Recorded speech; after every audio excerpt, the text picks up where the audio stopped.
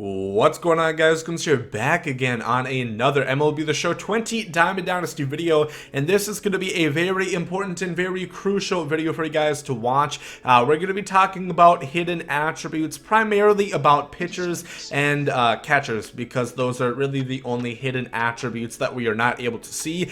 And this is going to be really important because in a world where pitching seems impossible, it is very difficult to pitch this year. This is going to be very important and to more understand the pitchers that we are using. Before we get into this one though, make sure leave a like down below. It really does help out the videos a lot, helps them get out there, and also subscribe to the channel if you guys have not yet. We just hit 25,000. Thank you guys so much. We've already gained 5k in less than 3 weeks. You guys are blowing out my expectations out of the water. Keep it going. If you guys want a place for MLB tips, gameplay, everything, it is going to be on this channel. The first thing I want to talk about is going to be pitches, of course, because I think this is what this is best used for. So we're going to see with Corey Kluber, we can see 87 control and 99 break. The problem with that, what does that mean? Is that a 99 break overall? No, it is not. That's talking about one specific pitch, and the 87 control is about one specific pitch, or rather a amalgamation of all of your pitches. It doesn't really tell you anything, but there is a way to go and look at his sinker, slurve, cutter, four-seamer, and changeup and see the individual breakdown of each pitch, not just velocity, but also the control and break. I am, of course, talking about DaddyLeagues.com. Now, despite the hilarious name, Daddy Leagues is something that's been used in the MLB community for quite a few years, and they are always able to find stuff that isn't actually in the game.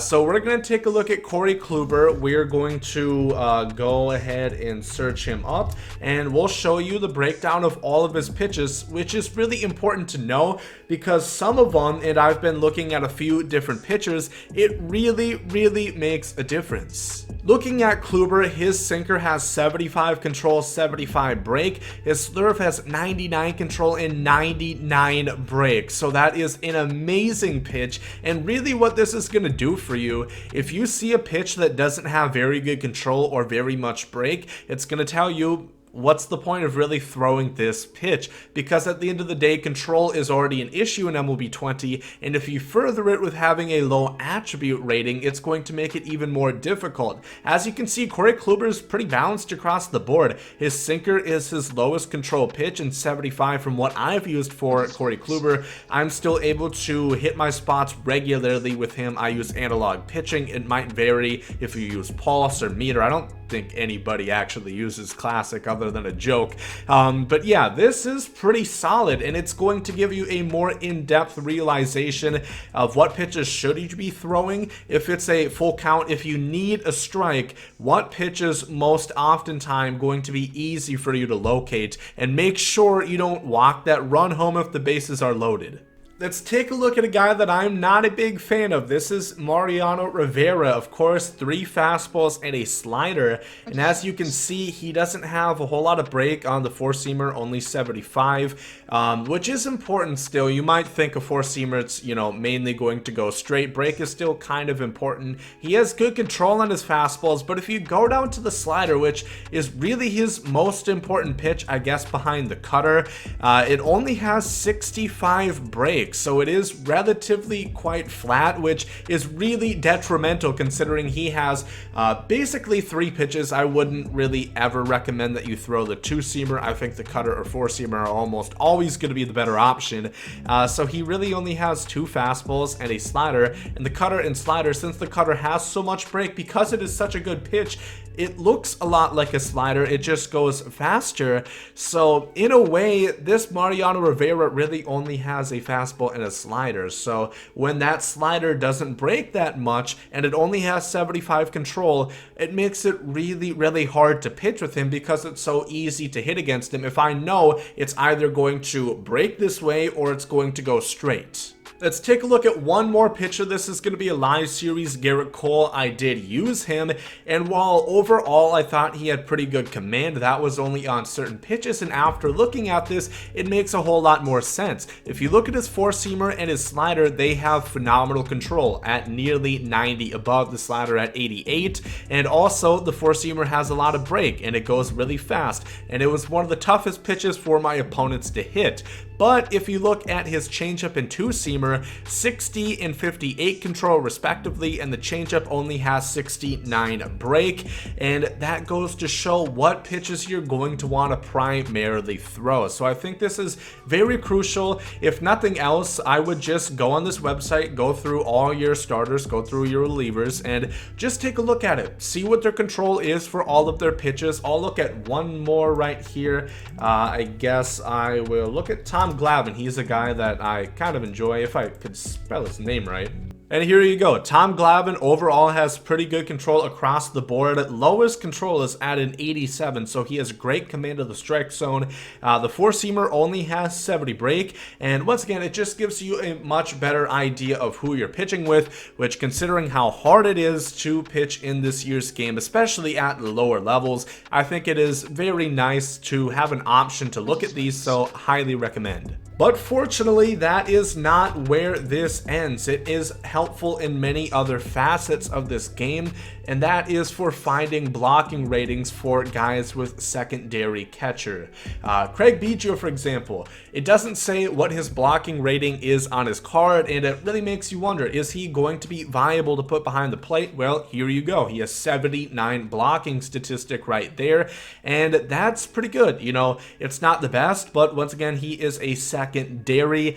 I don't know if that decreases. I wouldn't imagine it would decrease, considering that, you know, he has it already. That's his blocking rating. So I don't think anything would stand in the way or alter that in any way, shape, or form. So 79 blocking for Craig Biggio, which is, you know, all right. That's average. It's a lot better than somebody like Gary Sanchez or Mitch Garver, but it's not quite like the Buster Posey 99 overall. But the ones that I find a lot more interesting, we're going to take a look at Carlos Santana right here. I was interested within his team affinity card for the Cleveland Indians, but I was curious, how much blocking does he have? He has 45 blocking, which is very, very not good. I'm trying to think of a good word. I use abominable a lot, but it is abominable. 45 blocking? Are you serious? I might as well have a turnstile, like right there, just here. Enter the ball right past him, because there's no way he's going to knock it down. But in all seriousness, that is just not very good blocking at 45. Yes, he has great hitting stats for a catcher, switch hitter, mid-80s power and 96 contact against lefties with pretty good vision, but it's going to give you a lot, it's going to shed a lot more light into, is this worth it, is this not worth it? I don't know how many other guys there are with secondary catcher positions. Ideally, in a utopian society, there would be a correct way to do this. You can search for secondary positions, but as you can see, it actually doesn't do anything. It just shows you everybody. It'd be great if Reggie Jackson and Vlad and Joey Gallo had catcher as a secondary, but unfortunately that is not the case. So that does not work with the site. That is bugged for whatever reason.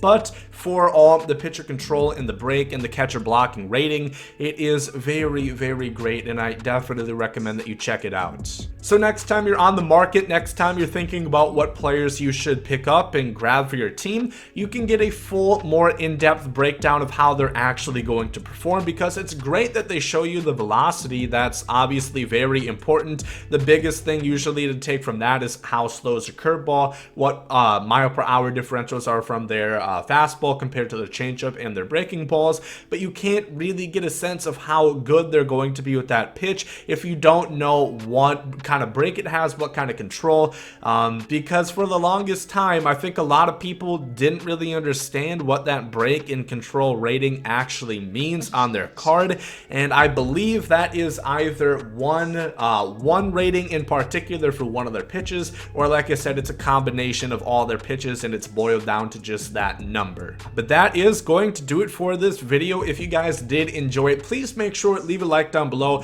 Of course, I will link this website down below in the comments But that's going to do it for this video. If you guys did enjoy, make sure to leave a like down below. I really would appreciate that if you could do it. I, of course, will link this down below in the comment section as well as in a pinned comment. So, like I said, highly recommend that you check out this site. I think it is very informative, and there's a lot of stuff that you can find out. It's really, really interesting, and make sure to give it a look. But yeah, thank you all for watching this one. Hope you guys have a great day. There goes some Saudi. Yeets.